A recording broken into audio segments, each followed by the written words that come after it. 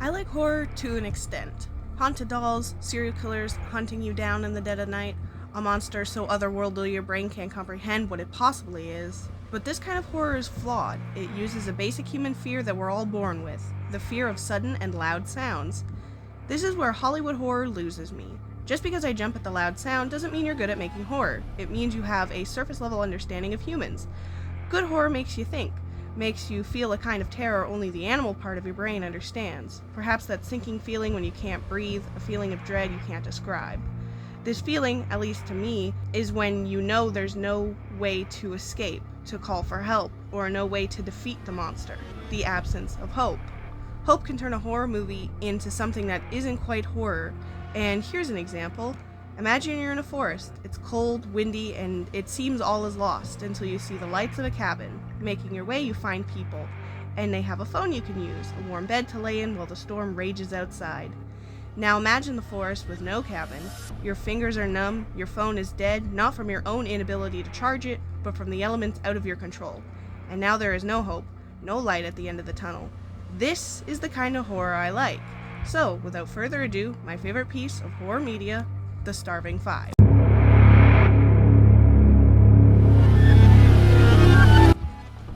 The Starving Five follows four friends. They drive into a snowy forest in search of another. While the sun sets, their car dies, leaving them unable to escape.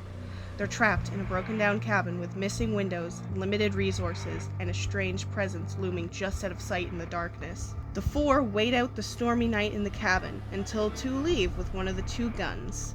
Two remain. Later in the night, another leaves to find the first two, taking the final gun, leaving the remaining man defenseless. He waits in the cabin, his consciousness waning, hunger aching, heat slowly being replaced by the creeping cold. But the sun will rise, and there will be escape, right? The memories of a phone call tell us their reason for being in these unforgiving woods. They're searching for a friend lost to this forest months ago.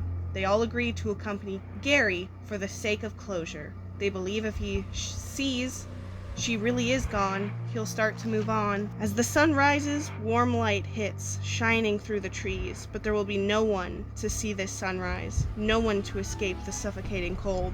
They're dead, lost to whatever was out in the endless darkness and stinging cold.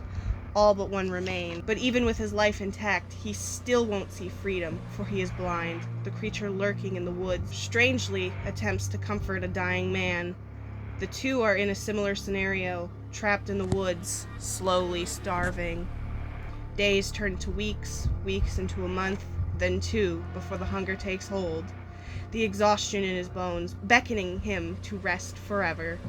As the dying light of a new day fades, so does the man's life, succumbing to the hunger and cold, his final moments filled with fear and wonder. Why didn't the beast kill him? Why didn't it cure its own ailing hunger? Questions he will never know the answer to. This analog horror is less than 10 minutes, but it's full of moments that make it truly unsettling, a true piece of horror devoid of hope. I recommend it to you.